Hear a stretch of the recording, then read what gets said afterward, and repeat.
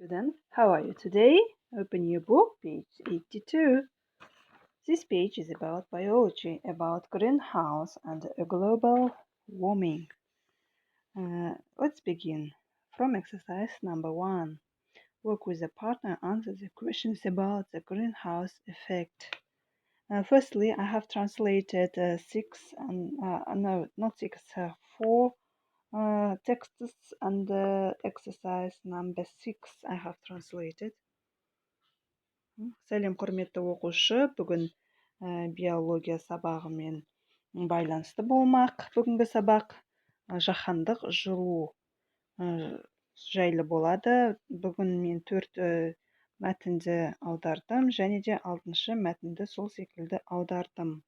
Мынау көріп тұрғандай A, B, C мәтіндері және де мына жерде D мәтіні аударылған. Енді бірінші жаттығуда сұрақ қойылып тұр. Қайсысы деп, мен біріншісіге сразу what is the greenhouse effect дегенге, міне we mean the planet is working like a greenhouse. Жауап бердім сұрақтарға. Жылыжайы, greenhouse деген жылыжай. Екінші сұраққа, эффектісі қалай жұмыс істейді деген сөз ғой, greenhouse, жылыжай. Екінші сұраққа аударатын болсам, қандай газдар әсер етеді, газдың түрлері. Үшіншісі greenhouse дегеніміз не, төртіншісі ол қалай жұмыс жасайды. Осының барлығын тексттен тауып алып жазып қойдым. Қалай жұмыс жасайды? Ол greenhouse біздің планетамыз секілді жұмыс жасайды. Бірінші сұрақтың жауабы. Екінші сұрақта судың булануы, карбон диоксид, метан, озон, оксид газдары бар. Екінші сұрақта. Үшінші сұрақтың жауабы біз greenhouse structure is made by неден жасалған? Шыны және пластиктан жасалған. Және де төртінші сұрақ жауабы қалай жұмыс істейді? Күннен түскен ауаны қыздырып, бұл күні бойы сақтап тұрады өз бойында деген. Бұның барлығы мәтіннен алынған жауаптар.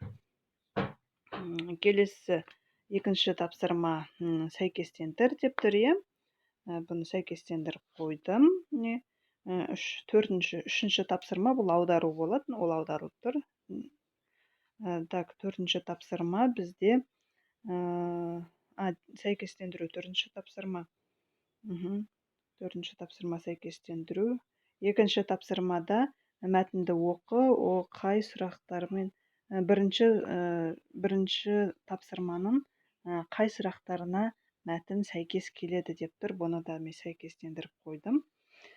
Сонымен бесінші тапсырмада осы глобальное потепление қандай проблемалар алып келеді өзімен қосып деген өз ойынды жаз деп тұр. Сонда мен жазып қойдым, айсбергтің, мұздықтардың еруі дедім, су деңгейінің көтерілуі дедім, ыстық температураның көтерілуі, су тасқыны болуы мүмкін деп өз ойымды жаздым. 6-шы тапсырманы аударып қойдым.